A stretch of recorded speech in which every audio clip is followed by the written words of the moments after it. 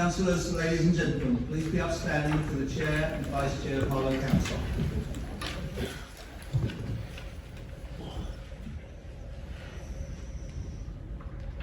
Good evening, councillors. Please be seated.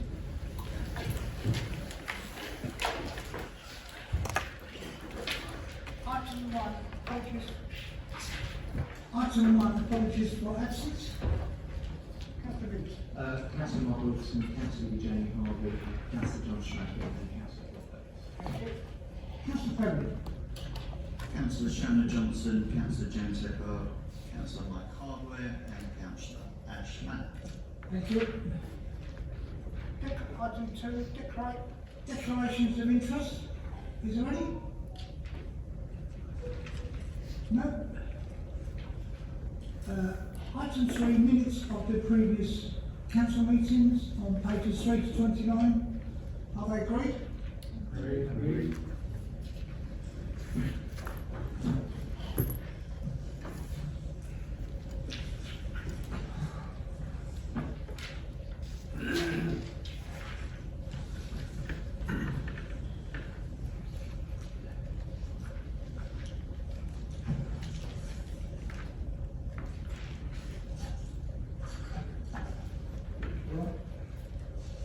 Item 4, communications from the Chair. Right, we've had the charity quiz night, which was very, very successful. I met with Councillor Perry and Councillor Vince and Mrs Hardware to see the banner donations for Ukraine. I helped plant a oak tree for the Queen's Green Canopy. I've been to the Broxbourne Civic Award ceremony and dinner. I've also been to making steps to present medals. Tomorrow we've got our civic dinner, and those who are attending, thank you very much. And on the 29th of April, we've got another golf day. Item 5, petitions from the public. There are none. Questions from the public. I understand we have 2.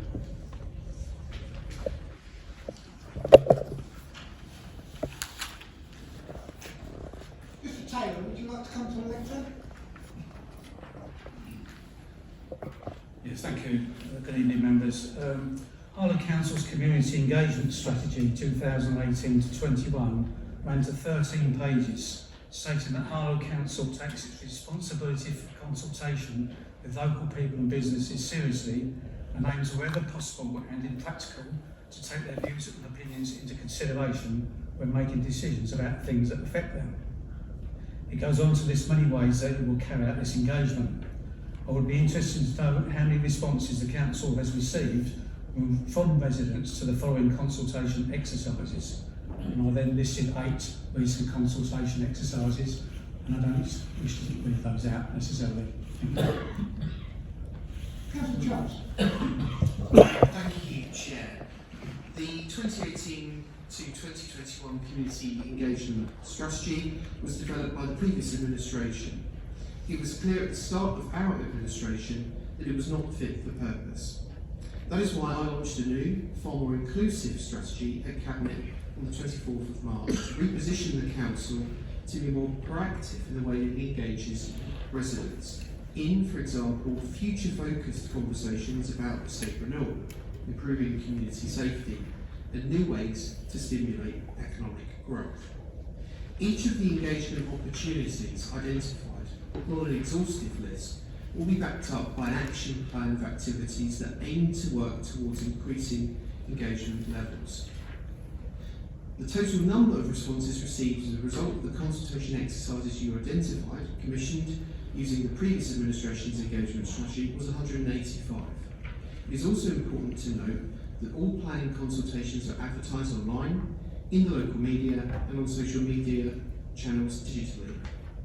Additionally, the Council holds a database of 210 organisations and individuals who have specifically requested that their details be retained for planning policy consultations, and material is automatically sent to these.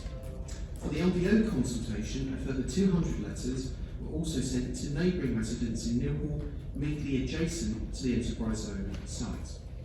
I think this council should be doing better than it has in the past, and that is why our administration's new strategy includes the introduction of key performance indicators to measure and encourage better community engagement activity across all council services.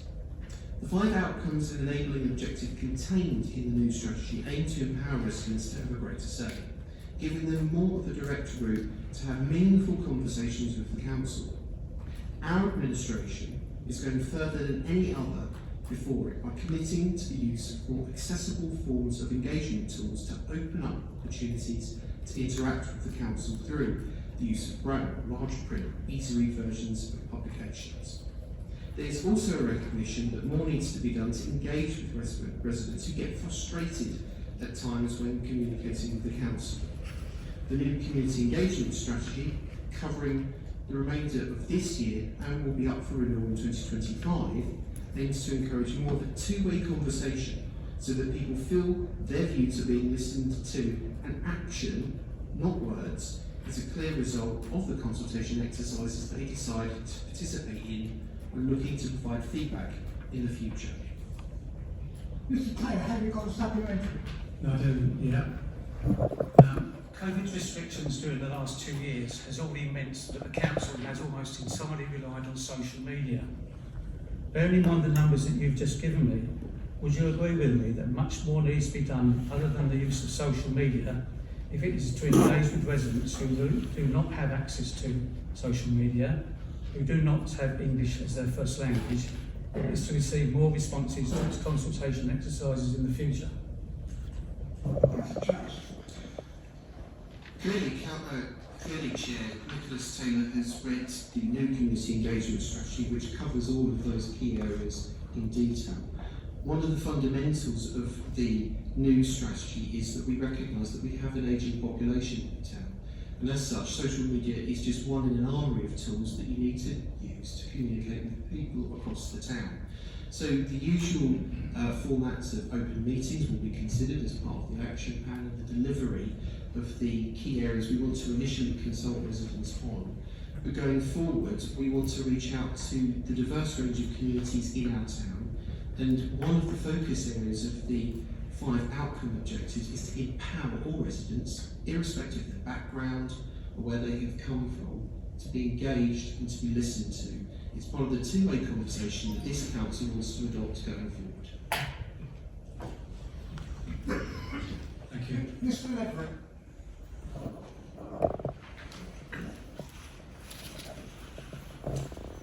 Good evening, members. My question is to Councillor Dan Sword. On the 8th of September 2021, I asked the question of Councillor Dan Sword that is when are the cycle tracks and footpaths that are in the council ownership going to be maintained? I was informed to watch this space. Well, I'm still watching this space after 6 months later.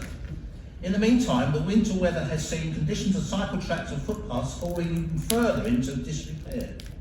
Can the portfolio holder inform me if funding has been found? The first question.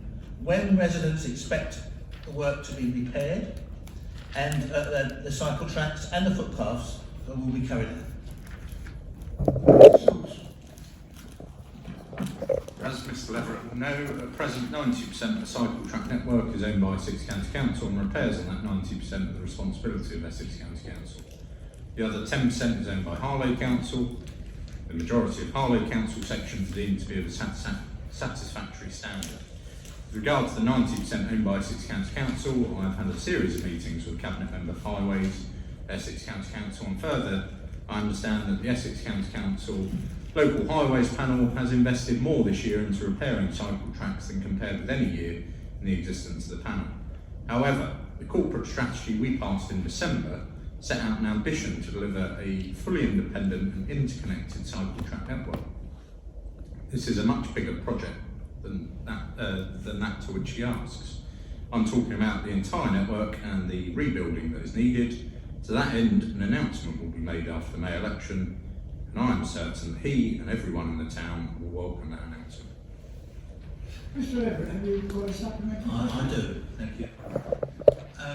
I'll just say that 10% is what the portfolio had said are considered satisfactory. But, as a cyclist, I know the portfolio holder is. He will be quite aware that the cycle tracks are not in a good order. And can I just ask the question? I know you want me to ask a question. If I could just ask the question in terms of the public want to hear when they're going to be repaired and not when there's going to be an announcement. So will they be within 3 months, 6 months, 12 months? At least they would know when they're going to like to get repaired. Thank you. Can you turn your mic on, Mr. Everett? That's the question. No, will you turn your microphone Sorry. on? Thank you. Councillor Saunders. He is absolutely right in that I am a cyclist and I know most of these cycle tracks very well.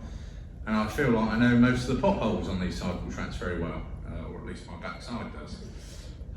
In terms of the repairs that are needed, what I hope he understood from my question is that I'm not talking about patching up of potholes. We're talking that the whole network is not fit for purpose. It's not interconnected. There are major roads in sections of the cycle track network. A patching up will not do. It needs fully rebuilding. And to that end, the announcement that we'll make after the election will address, I am absolutely certain, not just the point he makes about patching up, but it's about a whole rebuilding, interconnecting the whole network around the town, particularly to new growth areas. And I think he will be, well, in fact, I know he will be back here in a few months, over the moon about that announcement.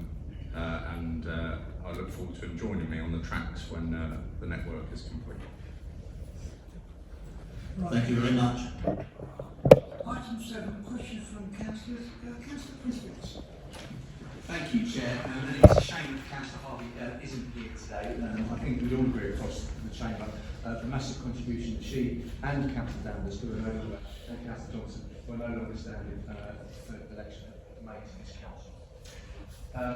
So, following the last cabinet meeting, can I ask the leader to reflect on his comments made to Councillor Jane Harvey over her genuine and well-articulated concerns about how we can empower more women wanting to become more engaged in local politics at cabinet last week? Would he agree with me that more training is needed for councillors about how we ensure this chamber is more inclusive, and will he seek guidance and training from the LGA on this important point? Councillor Perry. Thank you to Councillor Vince for the question. I do agree that there is an underrepresentation of women who hold elected office at all levels of government, and this underrepresentation can be seen across the full political spectrum. I'm happy for this administration to seek guidance and advice from all reputable sources, including the LGA, in order to address this imbalance. Do you have a supplementary? I do, Chair, thank you. I'll stay seated. I welcome the answer, although being involved in politics for a long time, it is, I believe, or I know, it has a lot to do with the behaviour of councillors in this chamber, which potentially puts off those underrepresented coming forward to be councillors.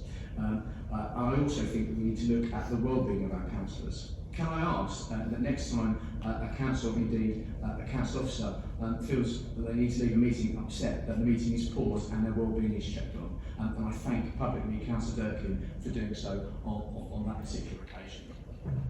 Councillor Perry.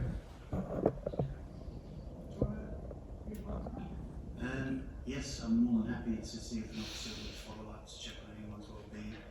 And that is why I asked Councillor Vince to do exactly that as well, following what was quite an upsetting episode for everybody that was in the room. So yes, continue to wish Councillor Harvey well and for her contributions more generally, and yes, more than happy to make a recommendation to officers. Councillor Edwards, your question. Could you please, this is to Councillor Nicky Perth, or Court Order, could you please explain to the residents of Bishopsfield in Charters House why it has taken so long to get alleyway lighting fixed, lighting which is a district council responsibility? Councillor Perth. Thank you, Councillor Edwards. The council has been aware of the lighting around Charters Cross and Bishopsfield, including the cycle paths that run past Charters Cross north of Bishopsfield and Parsons Road. Has not been working consistently since April 2021. The lighting is the council's responsibility. The power supply to this lighting, however, is the responsibility of UK Power Networks. It did take a long time for UK Power Networks to resolve the fault on the power supply to the lighting. This was repaired in January 2022. The lights were briefly restored. Unfortunately, shortly afterwards, the lights stopped working again. To eliminate the possibility there is a fault in the lights themselves, the council must access a garage to examine the supply equipment. The council has been going through the necessary formal processes to gain access. A site visit has been arranged for tomorrow morning between HTS and the council's electricals officers. This should establish whether the fault is in the council's equipment, in which case repairs will be arranged, or further fault in UK Power Network supply, in which case the council will work with UK Power Network. In either case, the council will ensure that any issues are identified and resolved so that the lights again are working properly and reliably. The council has very recently been made aware that the light fixed above a door in one of the addresses in Charters Cross has found. This has been traced into a fault with UK Power Network supply. This has been reported to UK Power Network supply, and council will work with them to ensure that this is resolved. Councillor Edwards, have you got supplementary? Yes. Certainly I'm aware that some of it is UK Power Networks, and I thank you for the bit for your response in terms of the UK Power Networks. However, I'm also aware that some of it isn't necessarily connected with the UK Power Networks, and certainly the question of whether or not it's within the garage, because I was speaking to a resident today who said that the council had in fact been in the garage and they knew that the particular bit wasn't in the garage, it was elsewhere. And sure enough, that was, and they were told by the person that's inspected it that no, the problem isn't in the garage. In terms of Bishopsfield, what does concern me though, on the, and this, well, Councillor Edwards, yes, I'm giving a question. I'm giving a question, I'm giving the background to the question because it's important. The background as far as on the 11th of March, I received an email about a 92-year-old woman who had broken her femur. And the lighting outside had been out for a number of months, had been not working for a number of months. I emailed I forwarded his email on the 11th of March. The response that I got eventually on the, yes, the question I'm getting is, That's a question. yes, you will have a question when I'm finished. If you give me the opportunity, you will see why I am asking this particular question. The response I got, I received, they said, thank you for your inquiry, so I forwarded it on the 11th of March. The response I got, thank you for your inquiry, which was received on the 15th of March. They then said that an operative would then would attend to the problem on the 8th of April. So my question is, why does it take approximately a month, at least? Sorry, Chair, I thought you were chairing this meeting. No, you're not, so be quiet. Councillor Edwards seems to be chairing it. Councillor Edwards, can you carry on, please? Why does it take approximately a month for a report regarding a light outside of a 92-year-old woman's house who's broken her femur? Why does it take over a month for an operative to, and it's still not been attended yet because it's not until the 8th of April, for them to go out and look at what the problem is? Why, it's obvious that this is an urgent matter. Councillor Nicholas. Thank you for your supplementary. I will endeavour to get back to you in writing. in regards to this. I hope that we can come to an outcome that you want, but we will get back to you in writing. Thank you. Councillor David Carter. Thank you, Chair. My question is to Councillor Swords. Many of Harlow's estates are sadly run down. A lot of them look very tired. Apart from the welcome building of new homes, what are you going to do to regenerate Harlow's estates? Councillor Swords. Our corporate strategy and the subsequent budget, both of which were of course voted against by the Labour Party, set the direction of travel for the once-in-a-generation programme of estate renewal that we are going to roll out. Full announcement on the programme will be made after the election, but it will include individual neighbourhood renewal plans, a new house building programme, our new estate renewal fund, a new tiered estate regeneration programme, and a new strategy to restore pride across all non-residential areas.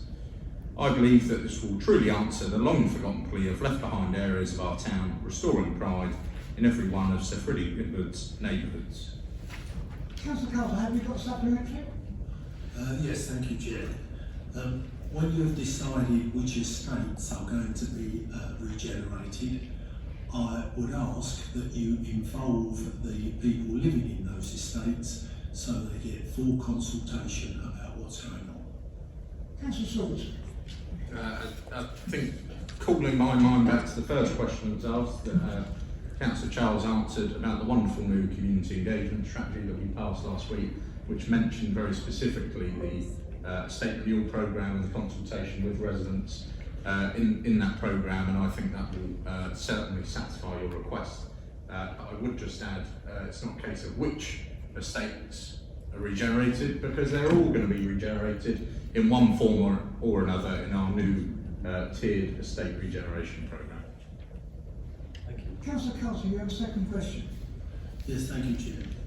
Last week at Cabinet, a new town centre master plan was passed. What is the next step for this? When will it happen? Not more delay and promises, but real action. Councillor Swords. The historic master plan which we passed last week represents the passing of step one of our three-step plan to regeneration. This is the first ever planning framework for Harlow Town Centre, meaning we have taken back control of our town. The new three-step plan to regeneration sets out that step two will be complete in autumn this year. This means that our new town centre will be designed with new shops, bars, public realm, restaurants, cafes, live music and much more besides. And step three will be complete in spring next year. This means that we'll have our development partner on board and construction work will be underway. This is a one-way roadmap, not another plan or promise, but a one-way roadmap upon which we will deliver the new town centre that's for so long been needed. Councillor Carter, do you have a supplementary? No, thank you, Chairman. I'd just like to thank Councillor Swords for the answer. Councillor Saggers. Thank you.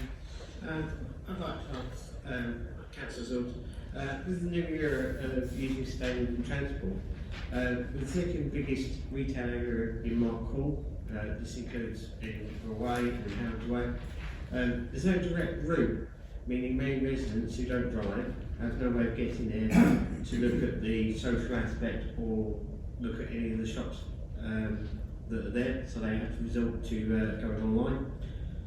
Would it not make sense to have service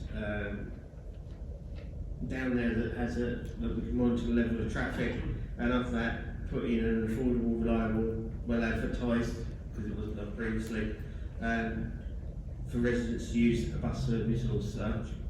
I think this would lead to other businesses seeing that part of the town is there, not leaving the many shops there that are vacant, and would be a wonderful way of joining the regeneration that you're going to carry out in the town centre.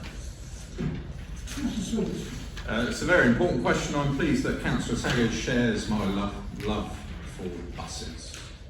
I agree with all he says, and we'll raise this with Essex County Council, who are responsible for provision of bus services. I would just add, by your leave, Chair, that Councillor Gunn is doing wonderful work on bus provision in the town, and I know that he'll be taking this up further. Councillor Saggers, have a supplementary? No. Thank you. Right, item 8, motion for the councillors, there are none.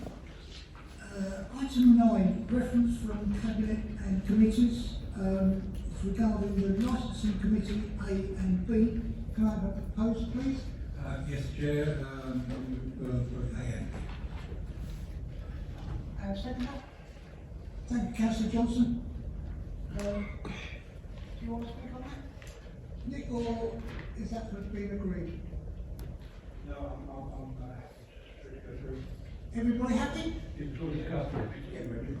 That's agreed. Thank you.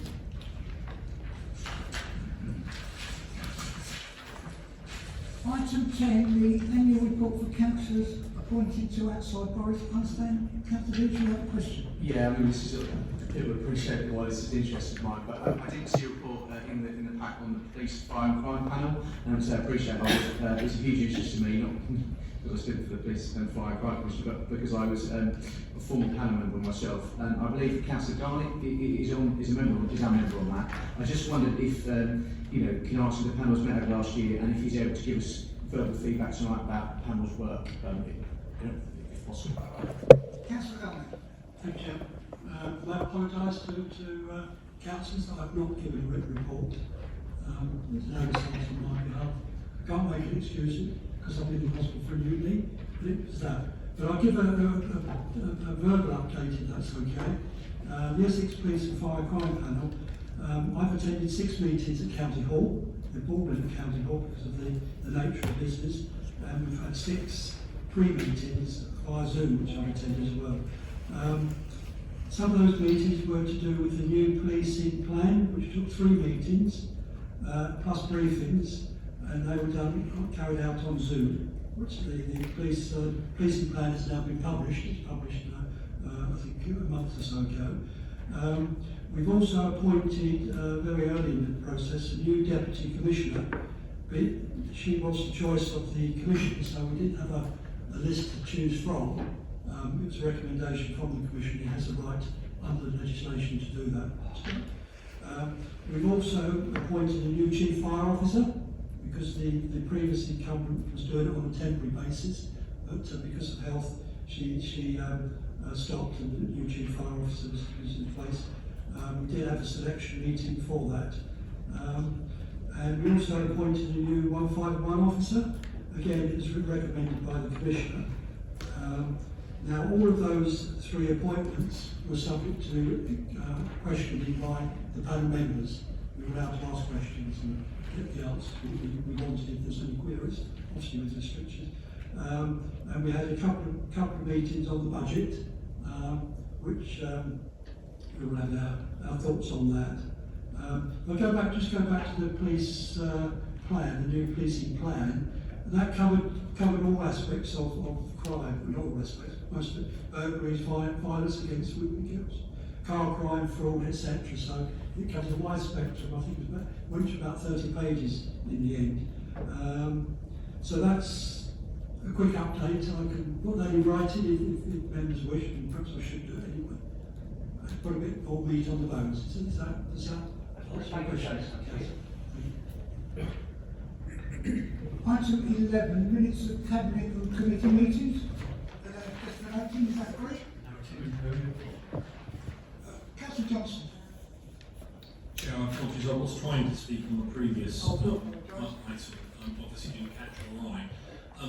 I know there are a number of other reports that are missing from this chamber tonight, and also a number of the members not present. I won't ask for verbal reports, but perhaps, Chair, I could ask you to ask the members concerned to provide written reports to the chamber in the next week or so by email. And I know particularly Age Concern, Councillor Bob Davis, Citizens Advice Bureau, Councillor John Strachan, the Great Barnet Community Association Board, Councillor Tony Edwards, the Harlow Homelessness Prevention Board, Councillor Holgroup, and indeed the Shockability Management Committee, Councillor Holgroup. None of those reports are on the agenda, so perhaps we could have email copies of them, please, Chair. Any members that are responsible, would they please email those over, please? Sorry? Of course they don't. No, Shockability is gone, isn't it? But can we arrange for the reports to send through to the government's officers? Yeah. Right, thank you. Yeah, I'll happily talk to you after. Right, item 11, minutes of the Cabinet Committee meeting, therefore noted, is that agreed? Right. Item 12, there are no matters of urgent business. What I would like to say is, I'd like to thank Councillor Dance, Councillor Harvey, and Councillor Sharon Johnson for representing Harlow for many, many years. And I wish you all your best in your retirement, whatever you're going to be doing.